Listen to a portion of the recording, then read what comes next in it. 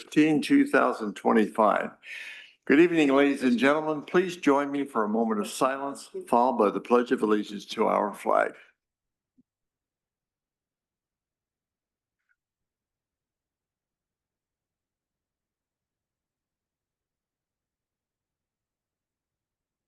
Thank you.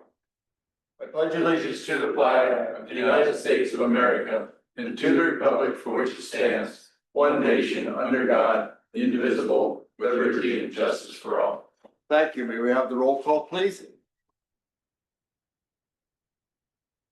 President. I think you're turned on.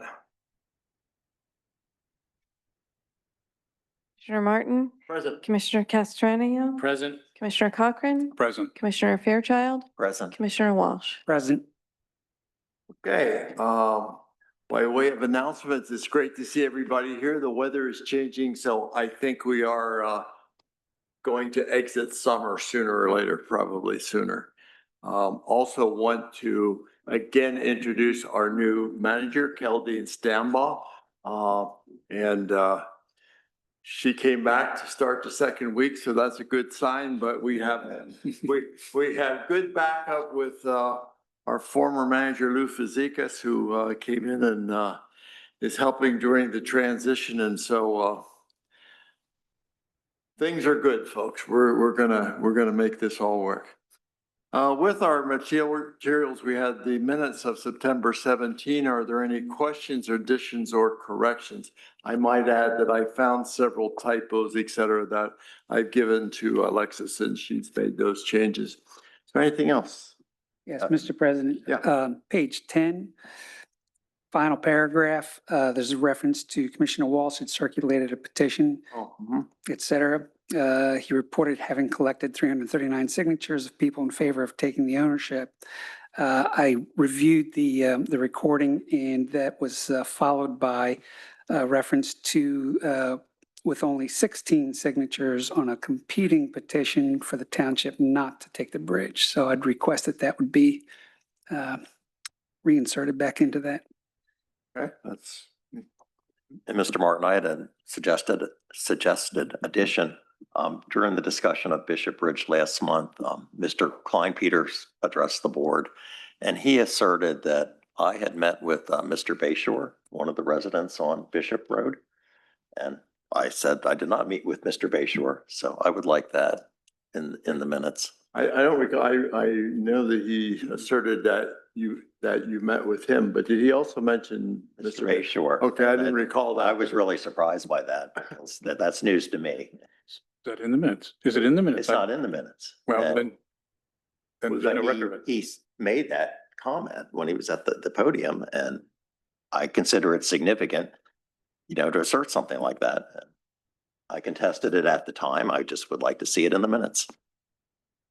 So just a note that you Okay. had not met previously with Mr. Bayshore. Right. However, Alexis would want to present it as an addendum or just an addition within the minutes of what was actually said. Or perhaps in that section, something, a parenthetical, just in parentheses, just note that Commissioner Fairchild had not met previously with Mr. Bayshore.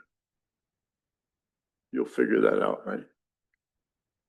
Anything else? I would entertain a motion to accept the minutes as amended. So moved. Is there a second?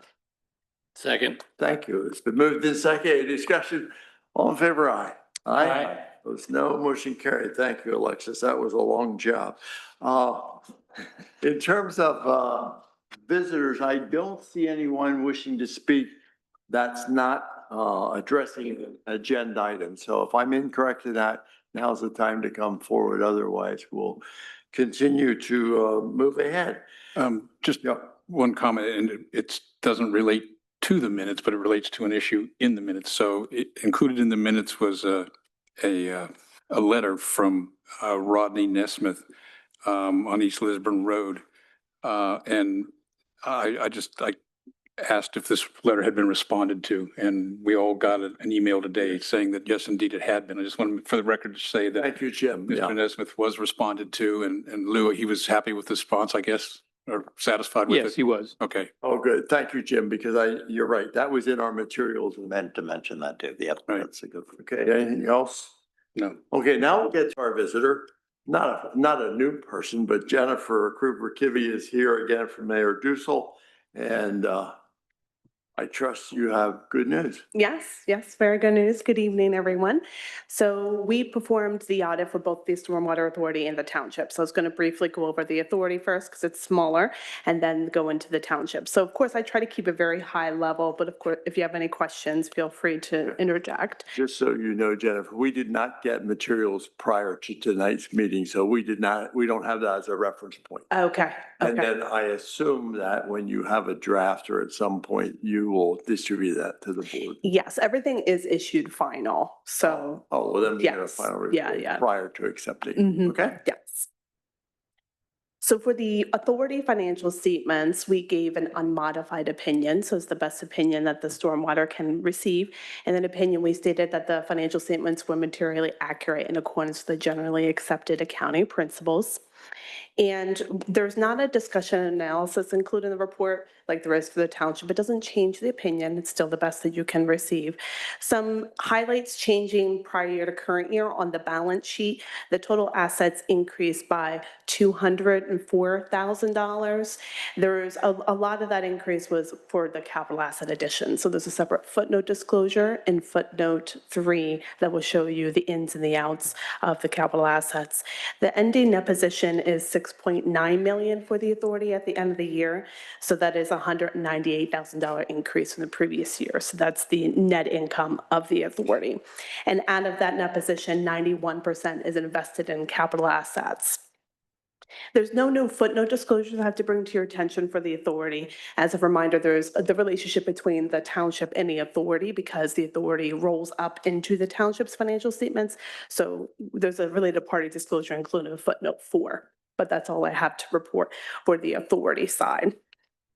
Now on, So if we could pause, any questions with respect to the authority that you want to ask Jennifer right now or? Just that I believe you heard our discussion about transferring assets and all that. So it was good you were here Yes. that way. yes, that's helpful to know. Great, continue. Oh, and another thing for the authority is we did issue the DCD report. So that is finalized with the Commonwealth. That was submitted electronically. And we gave an unmodified opinion in accordance with the regulatory instructions where we stated that it was materially correct in accordance with those DCD instructions because the report looks different than the financial statements. Now, on the township side, so for 2024, the township completed and submitted the annual comprehensive financial report, which is called the ACFR. So what that is submitted to the GFOA Association, that's the Government Financial Officers Association.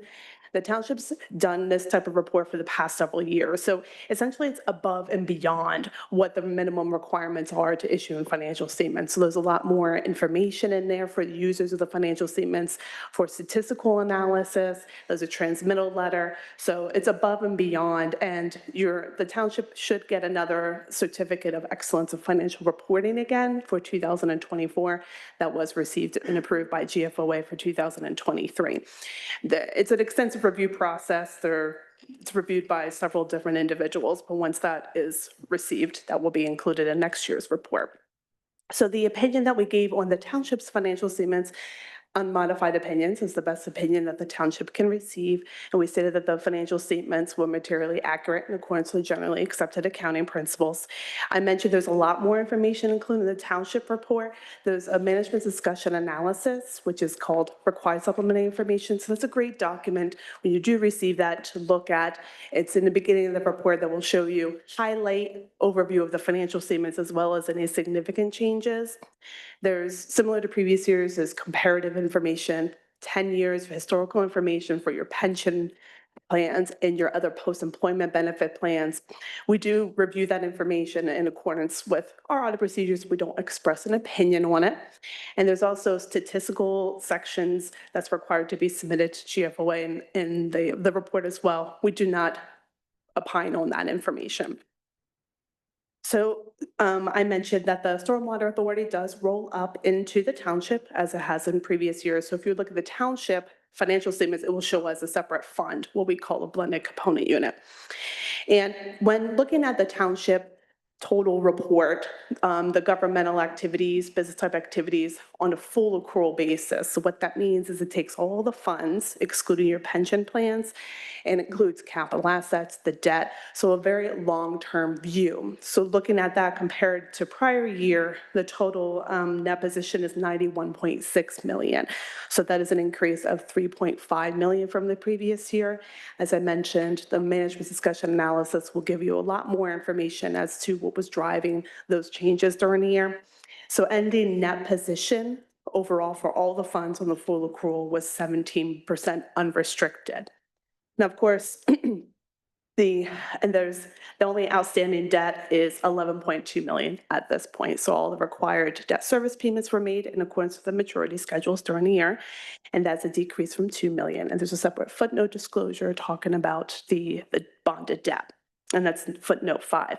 So I mentioned focus on full accrual, but of course, a lot of people pay attention to the general fund because that's your chief operating fund. And looking at your general fund, the total fund balance was 4.6 million at the end of 2024, and that's an increase of 945,000. So it's essentially the net income of the general fund. Now, there was a budgeted increase in net income, but the revenue came in a lot higher, which we've been seeing a lot with a lot of local municipalities. The EIT and LST taxes keep increasing. So that was the main drive for that increase in your fund balance.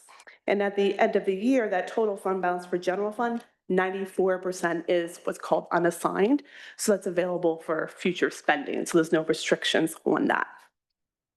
Looking at general fund actual results compared to the budget, the revenue came in $834,000 higher than what was anticipated. And the EIT and LST was a main increase for that. And then the expenses were pretty much in line too. So budgeted for, received a lot more net income than budgeted. Looking at the footnotes of the financial statements, there's footnote 1, the first footnote talks about all the significant accounting policies. There were 2 new standards that had to be adopted, and all governments had to look into adopting this. One of them was on compensated absences, so that didn't have a significant impact on the financial statements. But there was another one regarding accounting changes. So if you're looking at the report compared to prior year, it might look a little different in some of the fund statements. That's only because there's certain criteria that will require government to show a fund within a separate column. And in 2024, the township's permanent fund, who didn't have to show that as a separate column anymore, what we call a major fund.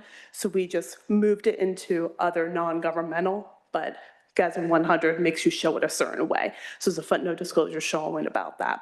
So essentially, fund balance was restated, well, adjusted, not restated. So it's just adopting this new standard. So if you have questions on that wording, just let me know. But all governments had to adopt that during the year. But other than that, there were no other changes to accounting policies in 2024. The footnote 4 talks about the capital assets. So that was an increase of 3.2 million, looking at all the funds. And footnote 6 talks about the police, fire, and non-uniform pension plans. So all of those are determined actuarial valuations based upon significant assumptions as of one point in time. So as of 12/31, at the end of the year, the police was 91% funded, and the non-uniform was 93% funded. There's probably about a dozen pages in the footnotes talking about all the pension plans. So, and in 2024's financial statements, the volunteer firefighter pension plan did get rolled up, and so that's included in the 24 financial statements. And then in accordance with our standard audit procedures, we always gain an understanding of the township's internal controls, policies, and procedures to facilitate our planning approach and our audit procedures. If we do come across anything where it would arise to a deficiency, we're required to report that. As part of our standard audit procedures, we did come across a journal entry that was not recorded. It was to the township's favor, though, because it was a grant that the expenditures were incurred in 2024, and the reimbursement wasn't received until 2025. I believe it was in the sewer fund. So we had to propose a receivable and a grant revenue adjustment that was reviewed and approved by management, so that's included in your financial statements. But because of the dollar amount of that, we had to report as a material weakness. So we just recommended that the grant process becomes a little more centralized, and I already talked to the finance department about that, making sure they have the information they need to record those year-end adjustments. We see this a good bit with our municipalities that we audit. It's great that you can get grant funding, and especially at significant dollar awards, but just having the departments work together and make sure everybody has the information. But that was the only thing that I had to report in that management letter. And other than that, there were no issues that we came across. We've received all the information that we had to obtain. The significant estimates that drive it, either financial statement amounts or footnote disclosures, are those pension actuarial assumptions similar to previous years. We didn't have any disagreements as part of doing our audit procedures. We requested certain representations in a form of a letter to issue the financial statements. And the DCED report was also filed electronically with the Commonwealth for the township, and we gave an unmodified opinion in accordance with the regulatory instructions. So that was materially correct in accordance with those DCD instructions. Well, that is in fact good news. Are there questions of Jennifer? Well, no, normally I have a document and I can pretend that I'm following you, but not, without that, I couldn't. Well, we will get that document, and if we have questions, we can bring you back or communicate or communicate through our manager, or Zach. News sounded good. But yeah, the takeaway was good. Just to start with, you ended with the DCED report. I kind of remember the year Talking to before, Mike. you objected to it, or there was a format change or something, but that's no longer the case. It is still, the format's the same. It's just the opinion we have to give. It's not in accordance with the accounting standards that we have to follow. So we have to say it's in accordance with the regulatory instructions. So the opinion wording's different, but it's still an unmodified in accordance with the DCD. Yeah, and then just to go back to the very beginning, or what I'm interested in mainly is the general fund. And I was new to the board last year, and I spent a lot of time trying to reconcile your figures, for the general fund to what we start with for budget. Yes. And it turned out to be the accruals last year, like you just reported, I think 4.6 million. I forget offhand, but we're probably working with a general fund budget starting balance of 3.5 million or something like that. The difference was the accruals. Yes. And I think it was financial security deposits was the bulk of that. I'm just assuming that's still the same case, that there's that margin. Yes, there's always going to be a difference between the budget and the actual audit results, because those tax receivables are recorded and shown, and maybe some certain payables. So it all depends upon the timing of when payables are accrued or recorded. But if you ever have any questions when you're trying to reconcile that, you can let me know. And I'm trying to think when it went into effect. We switched accounting systems this year for a That was last year. DSA. Was that last year? It wasn't 24. Does that make your job any easier or not? Or how? I wouldn't say either. I would say it's just because we had to do additional procedures this year to make sure that the information from the old system translated, and we didn't have any issues with that. And it's going back and forth working with finance, because it's different reporting, different lingo. So in the end, we didn't have any issues. It just sometimes took a little longer to get what we needed. But now we know the types of reports that we need. Okay, thank you. You're welcome. Anything else? Jennifer, thank you for attending and giving us good news. And all this boils down to say thank you to our finance department, our managerial staff, and everybody that works for the township, because what you've just heard is you're doing a good job, and you're doing it within regulations and within code. So kudos to our staff. Thank you. Thank you. Take care. I failed to mention at the beginning of the meeting that this meeting is being live streamed for those who wish to attend virtually, and a recording of the meeting will be available afterward for anyone who cannot join us right now in real time. Moving then to our consent agenda, we have the staff reports as well as disbursements in the amount of $268,938.60. Are there any questions or comments with respect to the staff reports? Yeah, Mr. Martin, I would make a couple comments. I mean, Mr. Fazekas gave us a one-page manager's report. So that was different, kind of refreshing. But to the point, I did notice in the police reports that there's acknowledgement, I believe, that a speeding problem exists on Gettysburg Pike by Scenic Drive and also on the 500 block of East Winding Hill Road. I just want to make sure I was reading that correctly. That's correct, sir. Okay.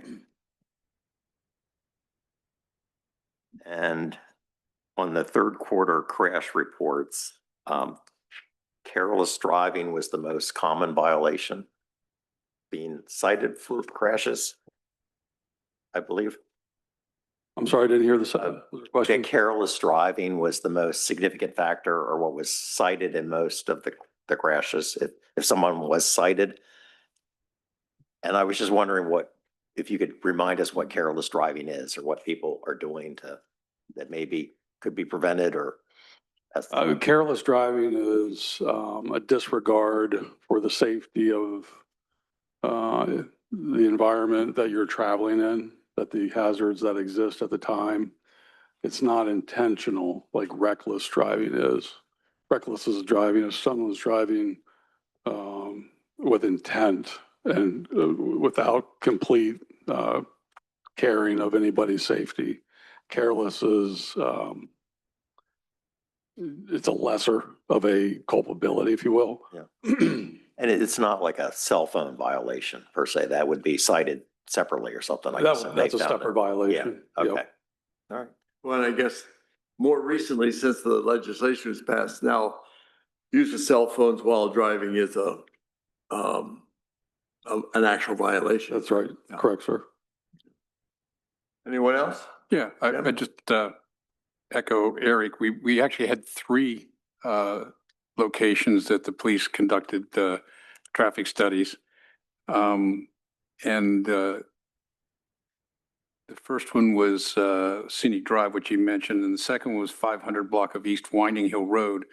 And that one was also ruled as a speeding problem does exist. At that location, I'm concerned that 25 miles an hour is a proper speed limit. Now with all the housing developments that are built back there, that's really it's, I didn't look it up. Is that near Tatterstall or something or Yeah. not? Yeah. Oh, it's No, on the other side of, this is, This 500 block East Winding Hill is it's up near by Barbara and Wayne, Yeah. the Hilltop Academy.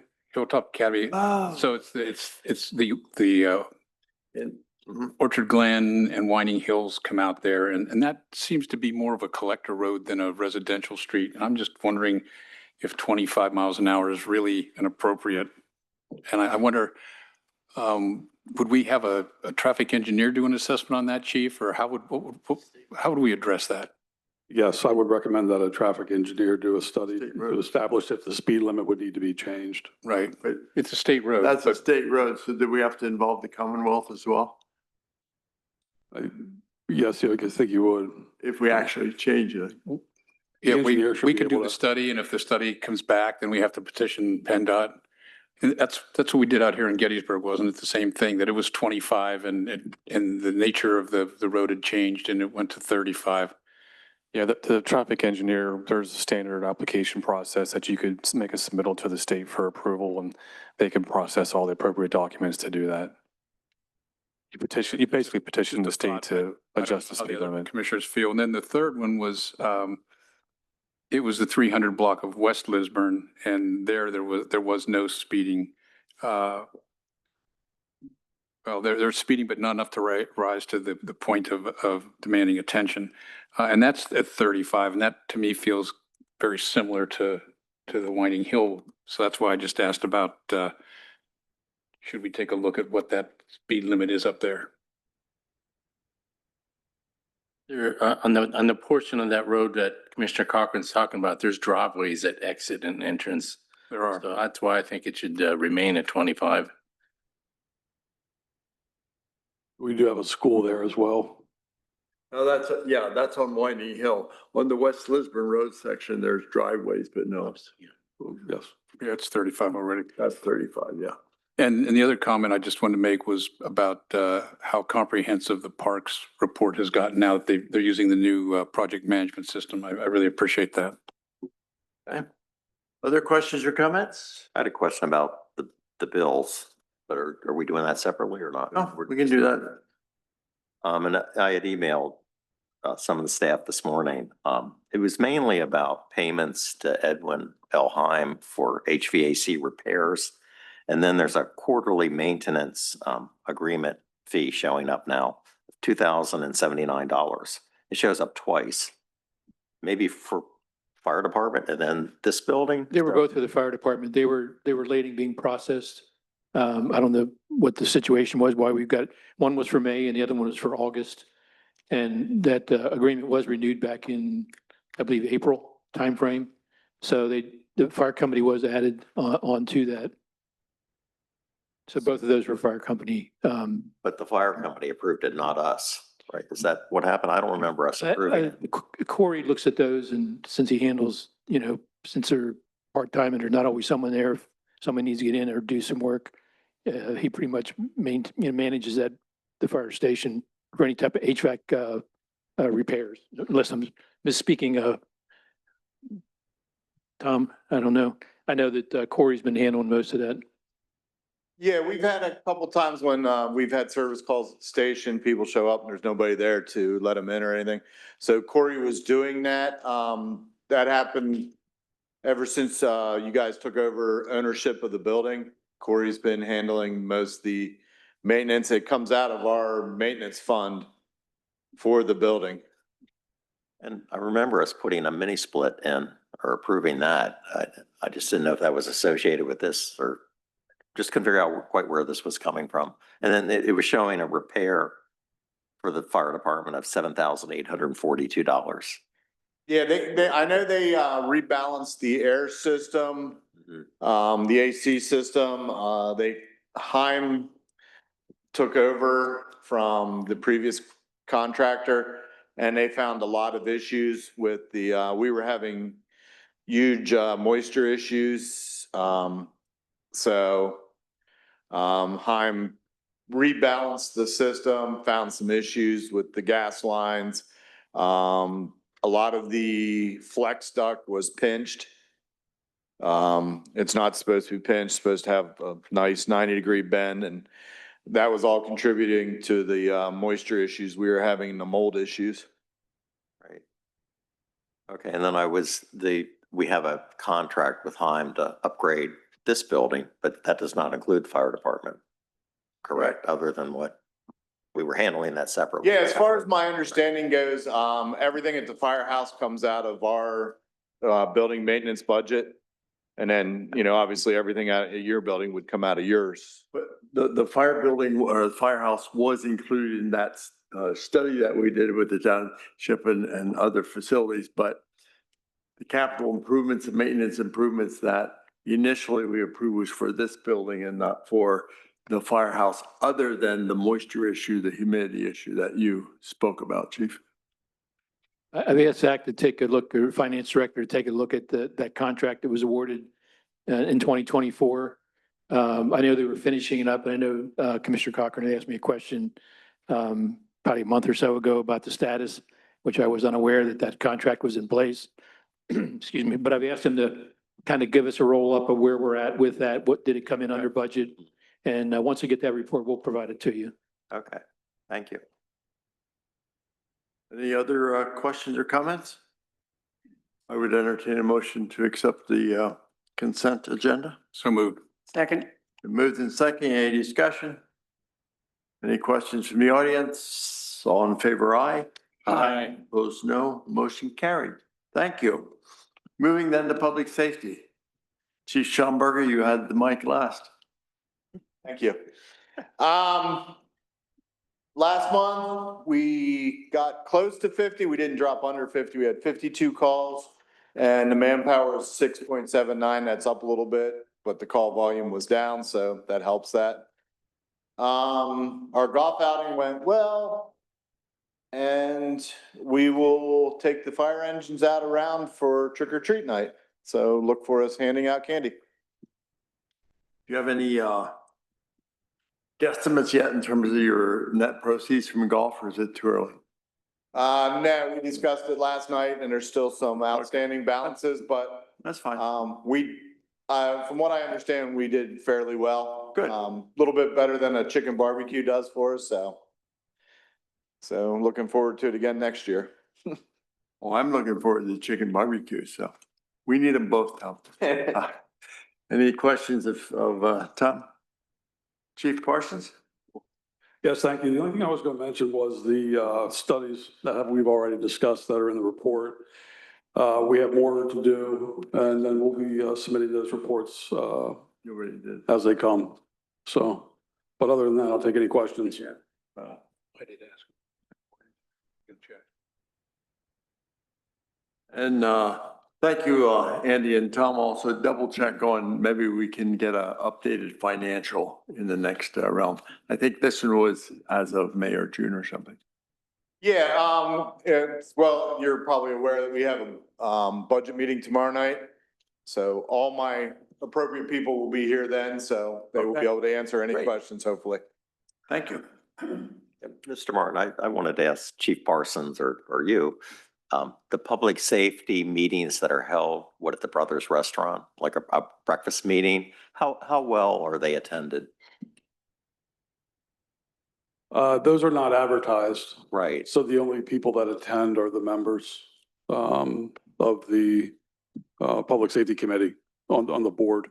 Okay. So myself, Lieutenant Barnes, Commissioner Martin, Commissioner Walsh, the chief of EMS, the fire chief, assistant fire chief, and fire marshal. Those are the folks that are in attendance for the non-advertised ones. So we just meet informally. Are you okay if an additional commissioner shows up for some time? Or that, I didn't know if the township manager wanted to attend. It would be a nice kind of informal way to hear some of the information.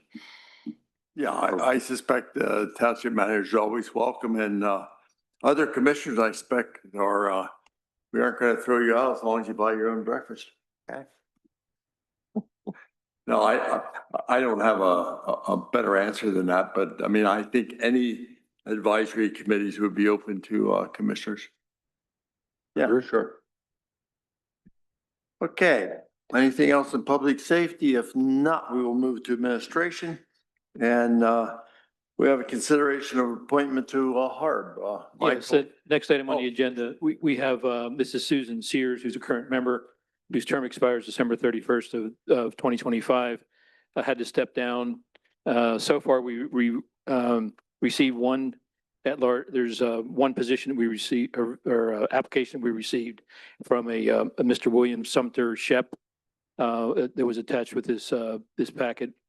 Mr. Shep owns and lives in property at Yellow Breaches Historic District. And so tonight, for your consideration, is whether to appoint Mr. Shep to HARB or wait until additional applicants are received.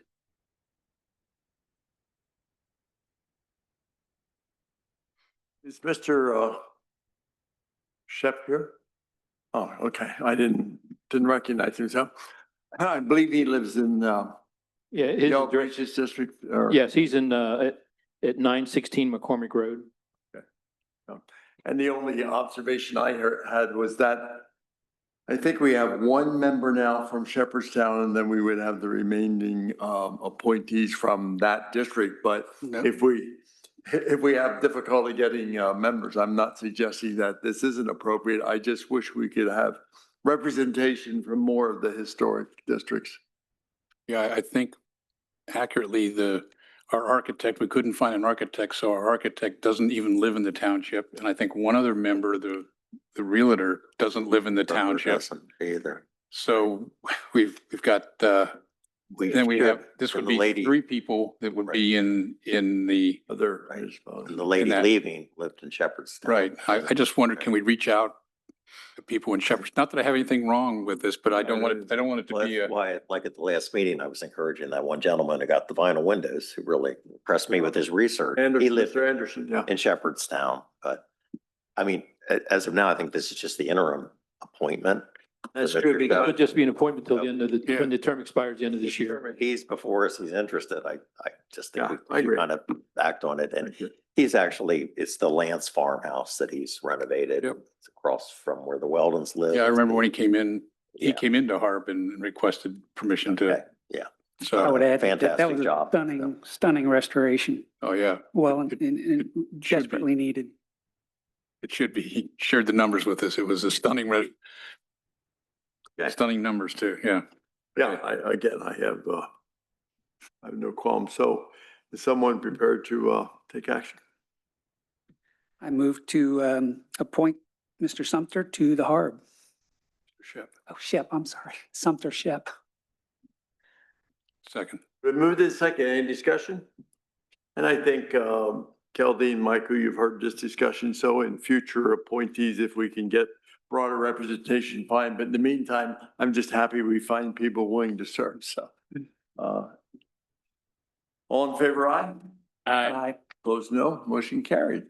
Fantastic. Then next on our agenda is the budget update. Luke? Yeah, we gave you a copy of the, or at least from the finance director, a copy of September's fiscal report, and it's based on a 4-year period, 2022 to 2025. It focused on two main areas, the general fund and the sewer. The general fund revenues came in over budget expenditures. And the majority of the expenses for September were related to payroll and personnel expenses. And also from the revenue came in from the earned income tax. We also received municipal pension state aid in the amount of $465,000. The net position is expected to drop in the fourth quarter once budget transfers are finalized. As far as the sewer goes, the sewer operating fund is currently in a net position of $1,140,000 year to date. The monthly revenue grew that we saw a growth in 2025 was the 2025 municipal pension state aid of $54,000. Expenditures are being managed within budgetary constraints. Now, there was a comment on here about none of the funds are currently at risk of operating at a deficit. I just do want to make one change to that. As we talked in the Stormwater Authority meeting, we did have some funding issues with the Stormwater Fund, and those are being addressed.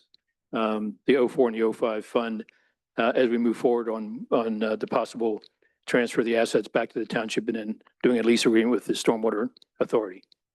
That's all I have, unless you have any questions of me. Questions of, all right, hearing none. The authorization to move money from general fund to stormwater, I think that We're going maybe is. to ask the board to table that until we get the details worked out with the solicitor on how we're going to do the transfer of the assets back to the township and then a lease agreement developed. Yeah, I don't think we have to formally table. We just not take action and yeah. then bring it back. And any comments or questions? I think we discussed that previously. All right, public improvements. Anything, any questions of staff or Jason? Moving then to the sanitary sewer, no agenda items. Is there anything you wish to discuss? We don't have anything to report.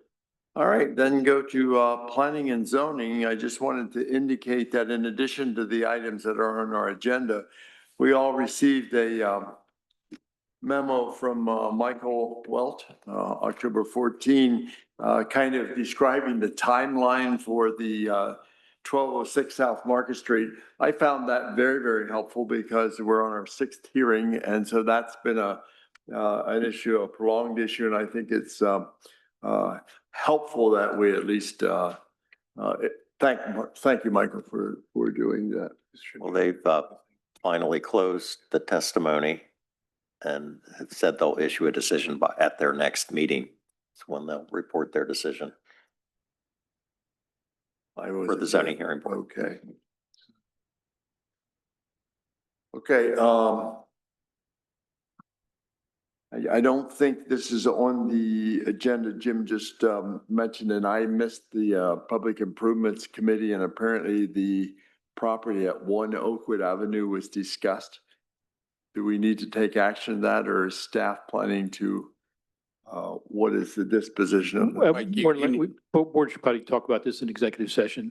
Oh, very well. Thank you. Okay, Autumn Chase PRD, the fiscal impact analysis.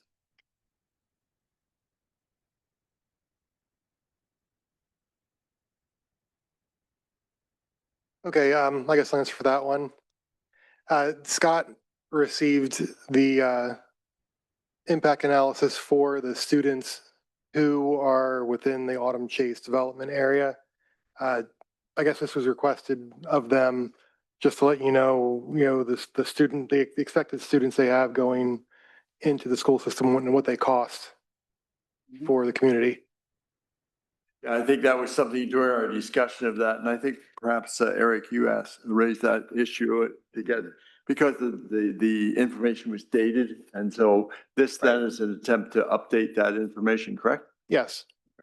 So we discussed that at the July 16th board meeting when Mr. McNaughton was here seeking an approval for, I believe it was phase 9 of Autumn Chase, one of the phases.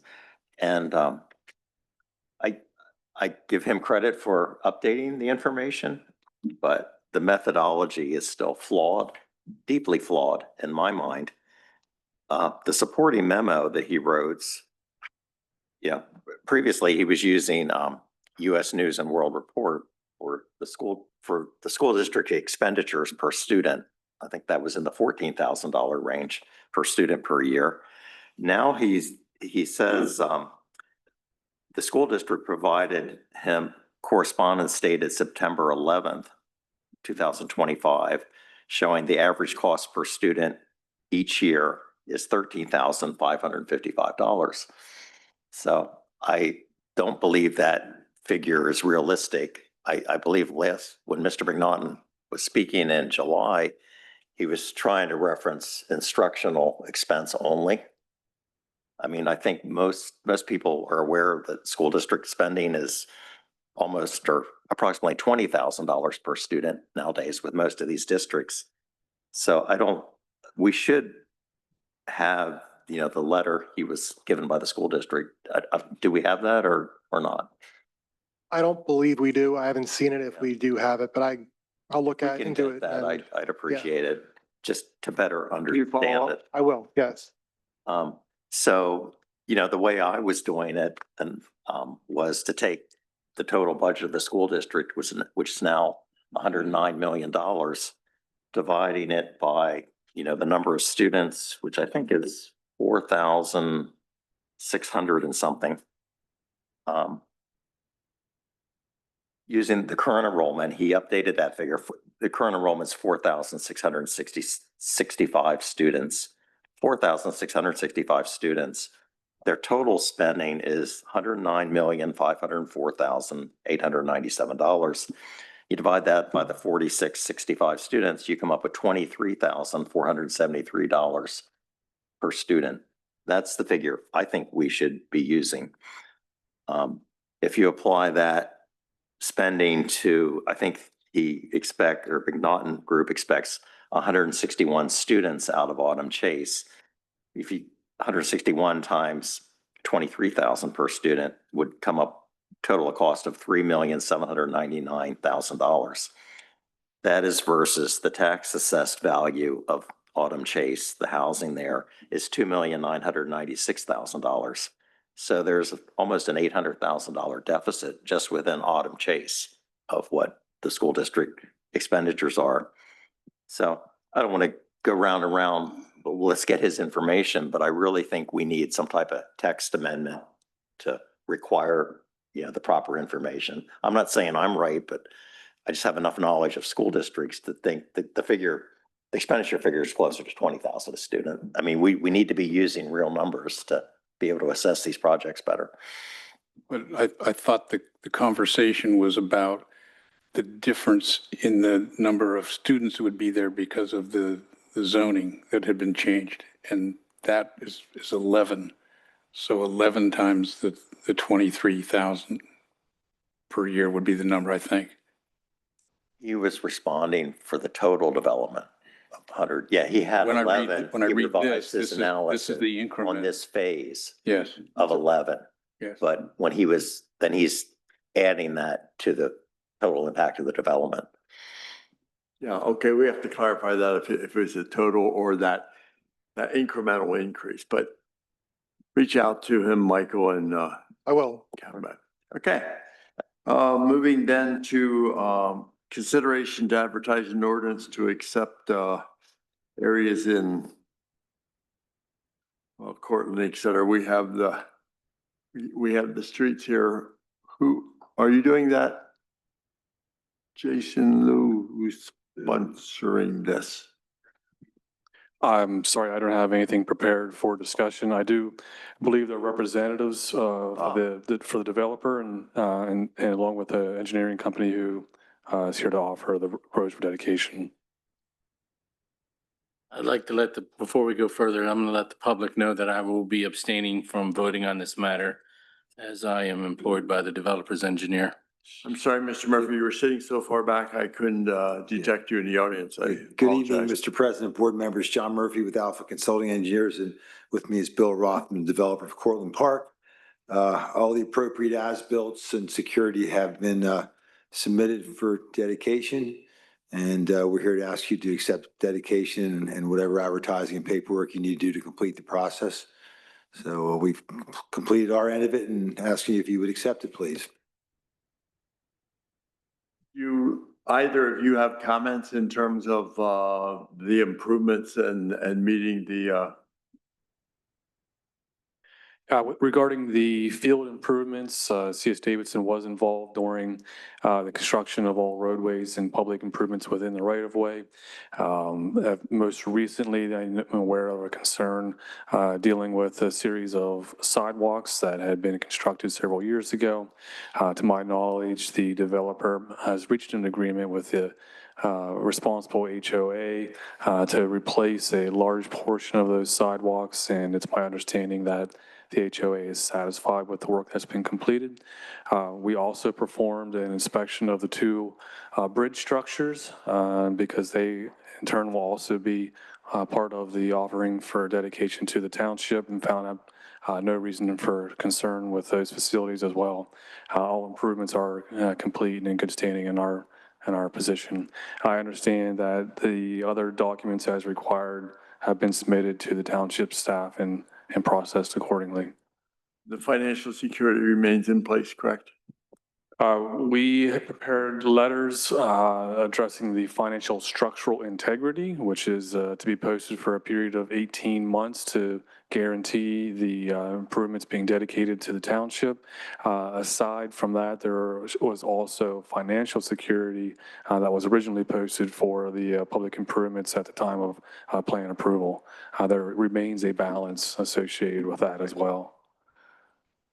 I might mention that I have spoken to Vice President or representative of the HOA, and they are pleased with the sidewalk determinations. As a matter of fact, I think you're replacing or have replaced 106 sections, which is more than originally was asked for. So thank you. It appears like you've gone over and above your Yeah, but I think Mr. Rothman and his team have complied with the request from the HOA. I think we're in good shape now. Great. Other questions or I comments? just want to thank Mr. Rothman too for going over and above what, you really did the right thing there. And that was a tough bullet to bite, I think. But I'm glad it worked out that way. Mr. Rothman is old school. He does it right. Yeah, that's the way to do it. You didn't call him old, did you, Mr.? I said old school. Okay, the sidewalks really aren't the issue tonight, right? Or are they? Or are they part of the right of way with the road? That's one thing I wasn't sure about. I think that they are to some degree, but they're maintained by the HOA from here on out. But that work has been all completed. Okay. But that was, we worked with staff and Jason, and they've monitored it very closely. I think some of the board members, and I think we came to a great resolution. And as you said, Mr. Fairchild, Mr. Rothman did go over and above, and I think it was a good resolution. Okay. Any questions or comments from the audience? I would entertain a motion for action. I move to consider accepting Aurora Drive, Hillside Drive, Springwood Lane, Summers Court, and a portion of Macon Drive as public streets. The appropriate township staff are hereby authorized to advertise an ordinance to consider accepting these streets as public streets and update Chapter 233 Vehicles and Traffic. Is there a second? Second. Been moved in second. Any discussion? All in favor, aye. Aye. Opposed, no. Thank you very much. Motion carried 4 yes, 1 abstention. Okay, moving then to Stratton Park Townhouses.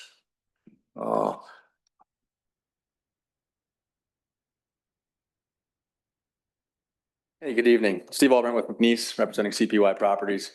We were here the other month and we discussed some issues with some HOP stuff. We still don't have that in hand, so we're gonna do another 90-day time extension, which has already been submitted to you guys earlier last week. So if you guys have any questions, we'll be happy to answer them. But we did remove the rec fee that we requested a waiver for that we had some discussion about last time. So that was our only modification. And you will pay the rec fee, is that what you said? You got it. And just to clarify, nitpicky, I mean, you're not, you're granting us the time extension and we take the action for that, so that's up Correct. to the board, but You got it. you understand that. You got it. Did you come to make any comments or? Yeah, Josh Wyman with BL Companies, just civil engineer, just here to see if there's any, answer any questions you might have. We did follow up from the last meeting, did make a submission. Kind of, most of it was just cleanup items. There were some issues with the lighting, finalizing the geotech report. So submitted that for final review by the engineer. But mainly, again, as we stated, we're still waiting on that HOP, and so we're going to ask for table for now until we get that. Well, you'd be asking for a time extension, but Yeah. we'll take no action. Did the, do you know if PennDOT in issuing their HOP, were they out on site or do they do that from their office? I don't know that off the top of my head. I know we reached out on September the 16th to try to put a bug in their ear about it, but I'd have to follow up. All right. I know they're, okay, thanks. Just pause. I think there is a comment from the audience, so if you don't mind. Sure. Anyone from the audience wish to speak?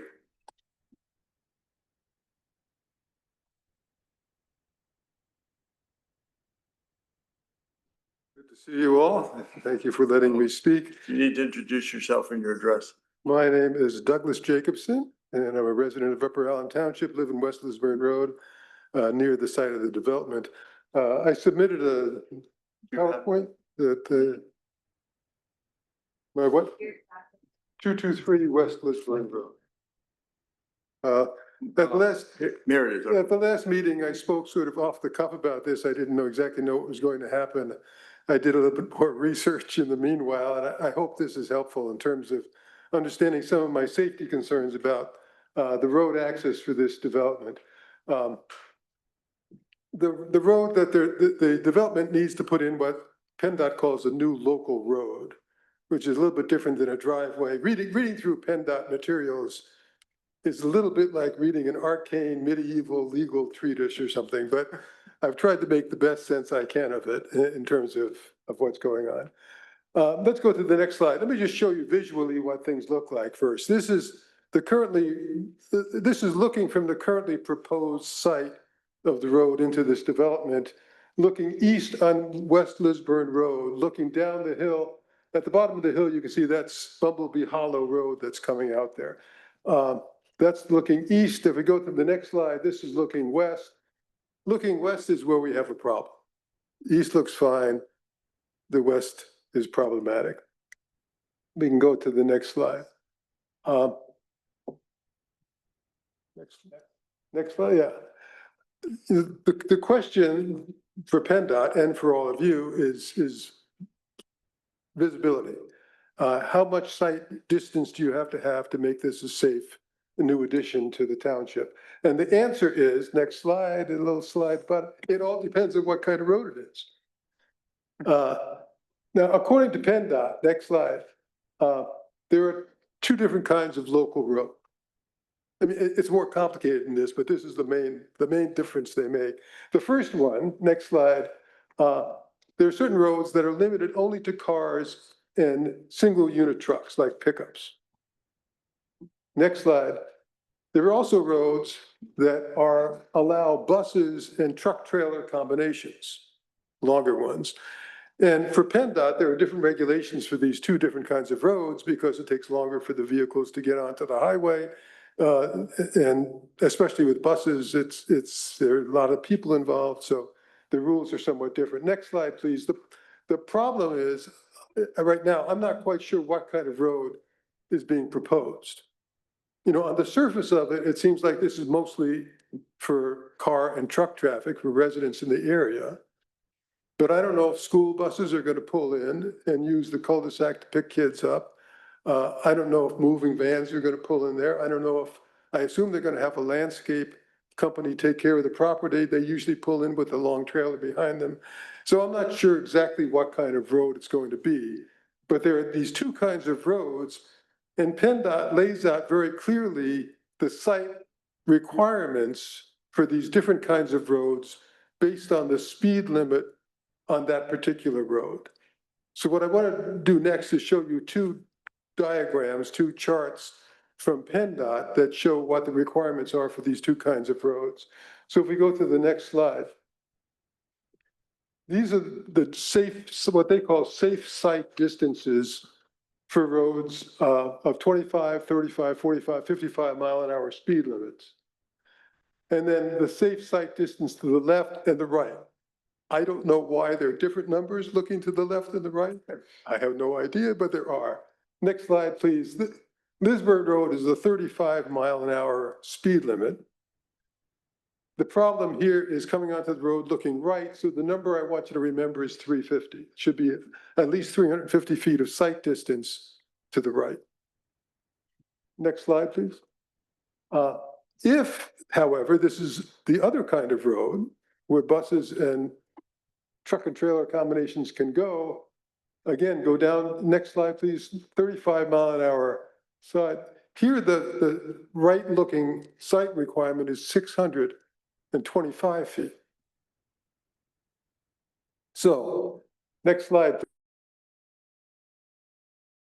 please. Let's go to, I want to use this diagram to illustrate what we have right now and how these all compare.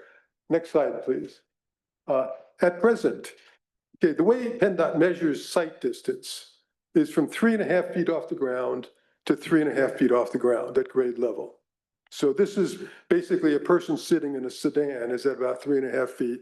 So that's the height that they measure, 3.5 feet to 3.5 feet. At that elevation, there are currently about 225 to 250 feet of visibility looking westward on Lisburn Road. If we go to the next slide. Again, for a single car and single truck HOV permit, you would need 350 feet of visibility to the west, which would be an extra 100 or 125 feet. And to the next slide, if it's the broader kind of road, you need to be way down here at 625 feet, an additional 400 feet of visibility. You have that much visibility looking east down the hill. You can see almost a quarter mile looking down the hill, but looking west, you can't see very far. Let's go back to the next slide. We can go to the next slide again. Let me just go to these pictures again. This is looking east. And this is taken from right in front of the house, which is my approximation from their drawings last week of where they're proposing the entrance for this development to be at 3.5 feet. Again, you can see way down East Lisburn Road. That's fine. So next slide. Clearly, visibility is good. There's no problem looking east. Next slide. Looking west, however, clearly there's not much visibility. Let's go to the next slide. I want to zoom in here. Okay, you can just see that's the posted 35 mile-an-hour speed limit sign right there. That sign is 400 feet from the proposed road to here. The bottom of that sign is 7 feet tall. So if I was standing there next to the sign, I'm 5'9", you could not see me. And you can't see any other part of the road after that either. You can't see anything. So let's go to the next slide. So again, this is what it actually looks like. There's just no way you could see cars coming until they're coming up over that little rise there. So you have about 225, 250 feet. Next slide. There's just dangerously little visibility here. And I don't know how you get past that. I suppose some solutions can be proposed, but I couldn't come up with any good engineering propositions. Let me show you just one more. I don't want to take too much of your time. Next slide, please. This is an elevation map of Lisburn Road. It's not drawn to scale, but it's relatively accurate in terms of the lumps and bumps. So on the right side, you're driving, if you're going from the left side from the right side to the left side, you're coming up West Lisburn Road, coming up the hill from Bumblebee Hollow. And right now they're proposing the new road to be basically right at the top of that rise. So you have good clear sight looking east and not very good sight looking west. Now, my question is, what would happen? Can you move this down somewhat so they can get visibility both ways? Next slide, please. So what would happen if you move this over so that you get good sight looking west? If we go to the next slide, basically you can move the driveway so you can see west fine, but if you do that, you can't see east because you still have this other lump. There's like a little plateau up at the top and you can see one way or the other, but you can't see both at the same time. At least I don't know how you can. So next slide, which is my conclusion. I just don't see how this proposed road can meet the PennDOT requirements for a new local road that could safely exit onto West Lisburn Road at that location. So obviously I don't work for PennDOT and they may have different ways of interpreting their rule book, but it seems to me like if this development's going to happen, there has to be some other way of getting in there if we want to have a safe road intersection at that point. Anyway, that's all I have to say. That's my presentation. If you've got any questions, I'd be happy to answer them. Are you able to submit your report to PennDOT? I don't know how that works for a third party to. I was hoping, Eric, and I need to check with staff, but we've discussed this in previous meetings and then the presentation and minutes from tonight's meeting. I would like to submit those or I would recommend we submit those to PennDOT so that at least they have the benefit of that information. And perhaps our engineer can help us navigate that. I was told the term scoping. PennDOT has scoping meetings. Does anybody know what that means? Yeah, they should have started the process with a scoping meeting with PennDOT and Upper Elm Township represented at that meeting. Okay, yeah, okay. So I'll just caveat this with, I'm the civil engineer, I'm not the traffic engineer. Can you give us your name and address, please? Yeah, sorry, Josh Weidler with BL Companies, we're the civil engineer for the project. So again, I'm the civil engineer for the project. We will have our traffic engineer here for the next meeting we come to where we anticipate getting approval once we have that HOP. He's not here because we knew we were gonna offer the extension. I will say that we did move during the process of the design and the review from PennDOT. We did relocate that entrance to basically the safest spot on the access road where we are providing the necessary site distances. And those are provided on the site plan. We did provide that traffic scoping study, as part of the scoping work. There was that meeting with PennDOT. So I certainly appreciate the work that's been done on this. And I guess just as a conclusion for now, we'd be happy to look at those values, be happy to submit those to PennDOT.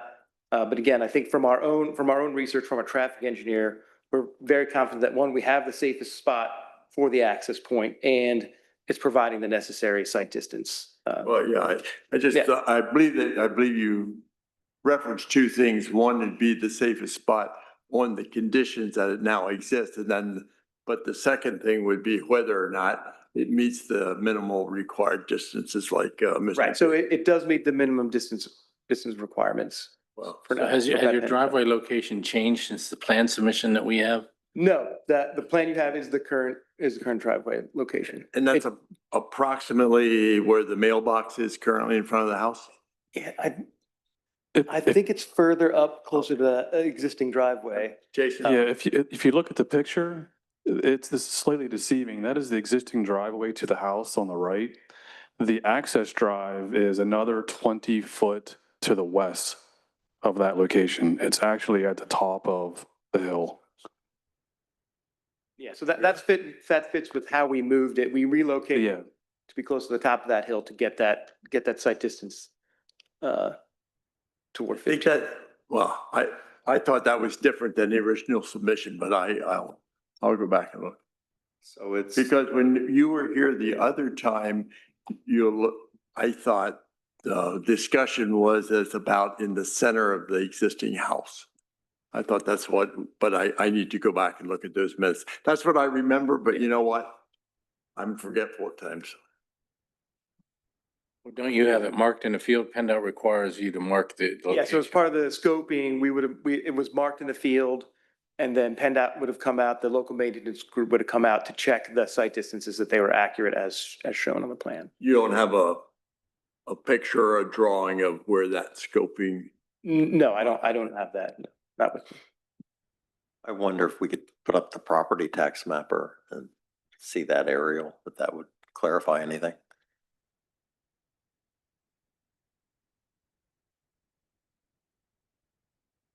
So I don't know is the site plan available for viewing? Because I don't know if we're going to get much of since this is not showing the proposed work. I thought that physical driveway we just saw would show up on the aerial, but.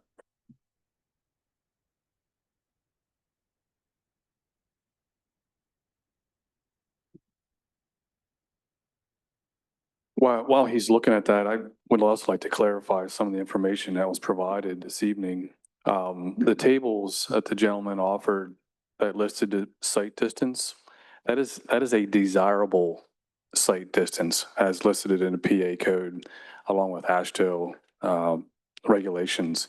The calculation that's to be performed is listed in the Upper Allen Township ordinances, reference section 220-5.2, point E, point 10, point A. And the calculation is performed based on the posted speed limit, average reaction time. There's a friction coefficient for wet pavement, and it takes into consideration the slopes of the roadway. And the minimum site distance is based on that calculation. In this case, looking left, that calculation is 228 feet. Looking right is 230 feet. The PA code allows for a reduction in the desired site distance if the applicant is unable to achieve those desired site distances at any location on the frontage of that property.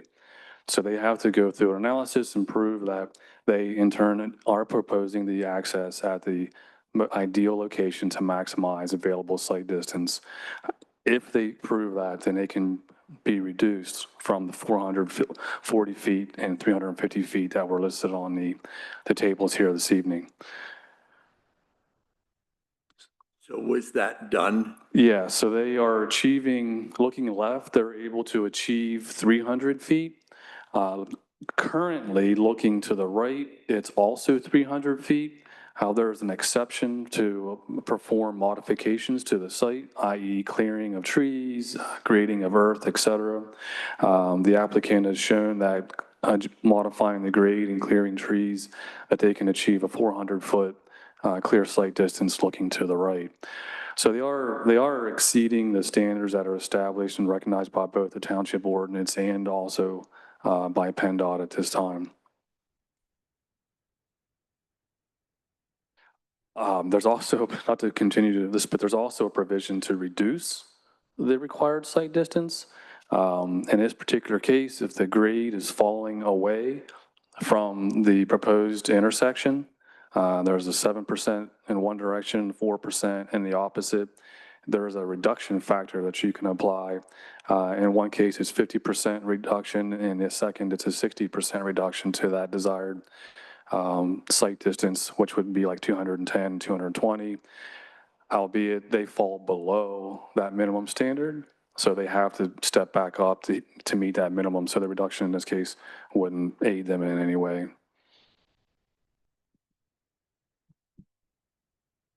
Have you been out, or has someone from the township been out and measured the distances and verified that information?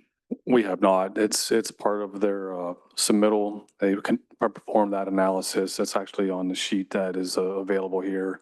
That will be certified by a professional engineer at some point about that submission. So we trust that that is accurate.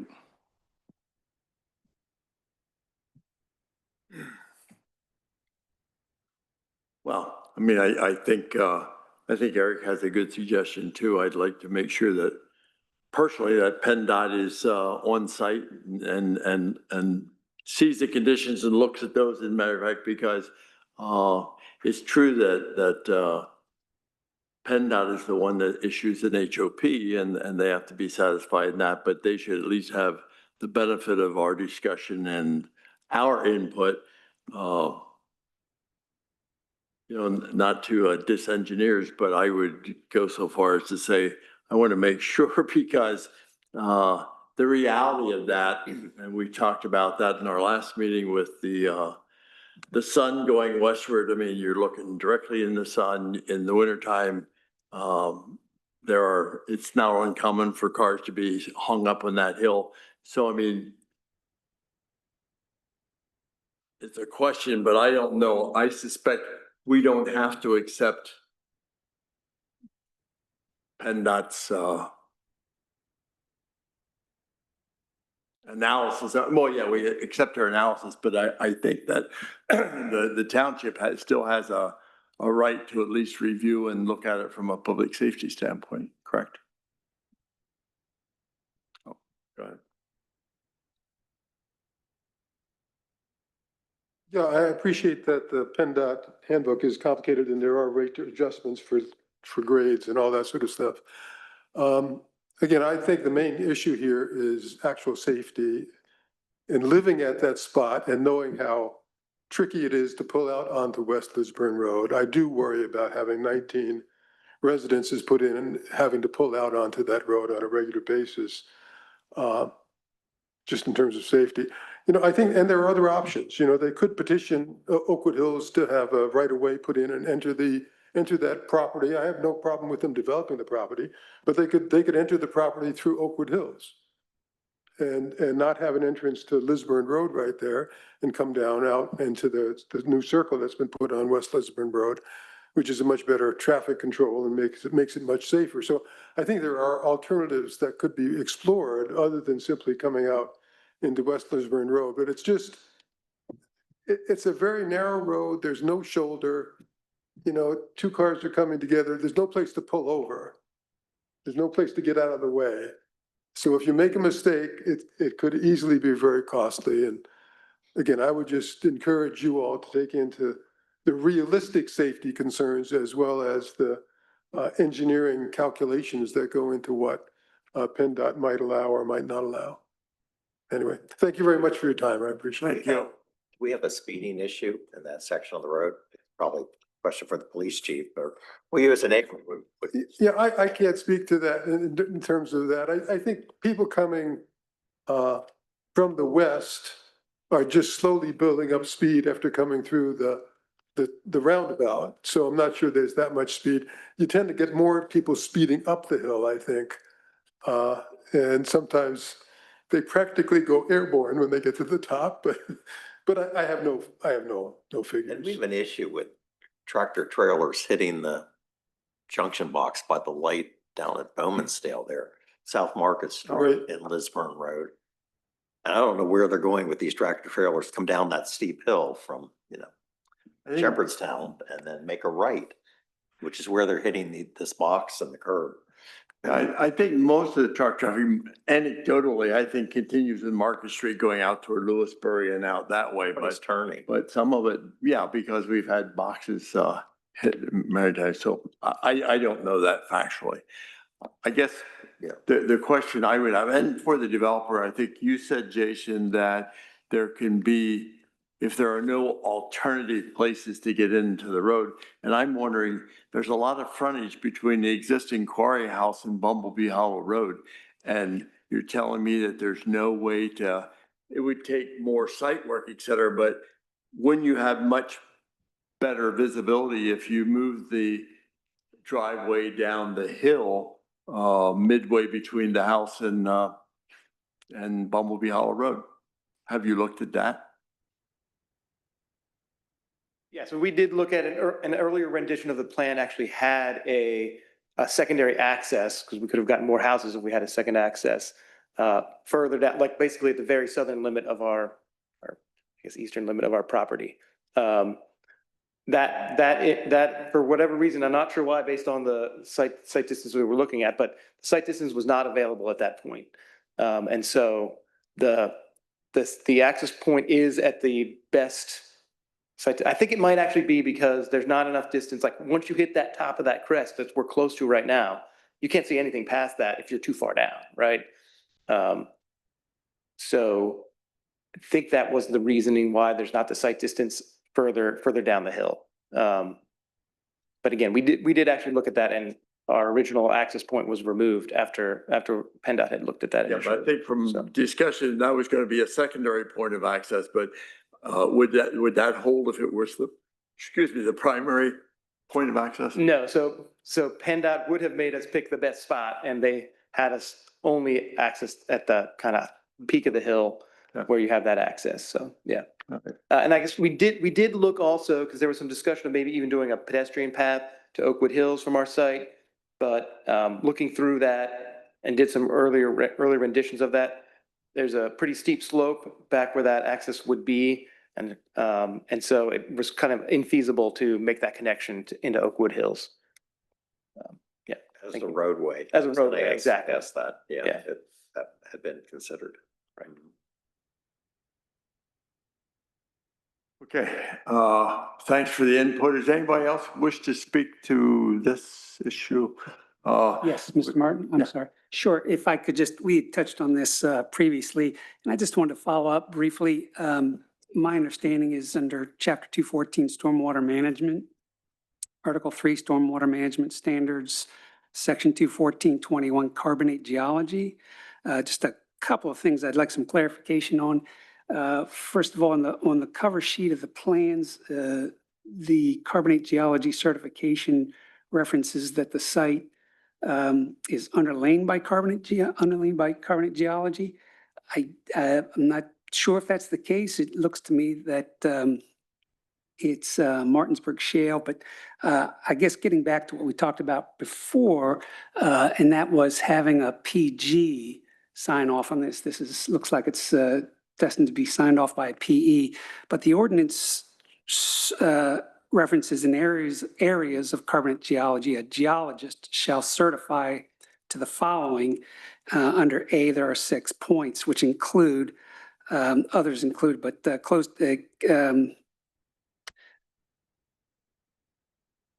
will be placed in, over, or immediately adjacent to the following features, and I'm skipping down to 3, closer than 100 feet from caverns, intermittent lakes, or ephemeral streams. 4, closer than 50 feet from lineaments in carbonate areas. And 5, closer than 50 feet from fracture traces. And I just wondered if you could have a PG sign off on that, because when I look at the map, it looks like the fault line goes right behind the house currently. Now, I understand these maps, you got to take them with a grain of salt with regards to scale. I understand that. But could you have a PG certify those 6 points under 214.21A? Yeah, absolutely. We'll have that done. And I do know in talking, we did update the geotech report. The PG did update that. And I think their earlier rendition did not note that kind of contact between those two. And for the most part, I think you're right. And we might need to change the plan to match what the report says. But the report does state, it's actually, we're not in karst geology. It's immediately on the other side of that contact where we're in the karst. I So, think it says in the areas. I don't think, okay, yeah. and the distance, it doesn't matter whether you're directly over it or not, if you're not within, if you're not meeting those distance requirements. Correct, yeah. So we did do some testing and then also in the area of the basin, which is kind of the closest area to that contact. It was not karst in the area where you looked at. And then also the geotech did add some references to, safety precautions and sinkhole remediation, should that occur, just because of the concern with that closeness of the contact. Great, thank you. Any other comments? And I know that light pollution is always a consideration when we do developments and discuss. I think there is a residence kind of directly across from your property, and so when cars are exiting the property, are you going to do anything to mitigate direct light pollution across the street to the neighbor? Yeah, so that's a great point, and it was one of the items we did look at again. There was a comment from the engineer as well regarding light pollution and kind of the potential glare from the lights. And so we did add some shading and reduction in the lights to match the concerns there. You're referencing your street lights? The street light, exactly, yeah. What about vehicle lights? No, we didn't make any changes for vehicle lights, no. Okay. Yep. Because I think you are going to undoubtedly get some spill as you're exiting the property and you're turning, especially if you're turning westbound on West Lisburn, you're going to be shining in the house across the street. Yeah, understood. Okay, I think that is there any other comments? Is there anyone from the audience or staff? I think we have an offer of a 90-day time extension that was submitted by the applicant. So if it's the will of the board, I think I would entertain a motion to. I'll move that we accept the 90-day time extension request on the project from the developer. Second. We moved the second. Any discussion? All in favor, aye? Aye. Opposed, no. Motion carried. Thank you. Mike, make sure you track that date accurately, please.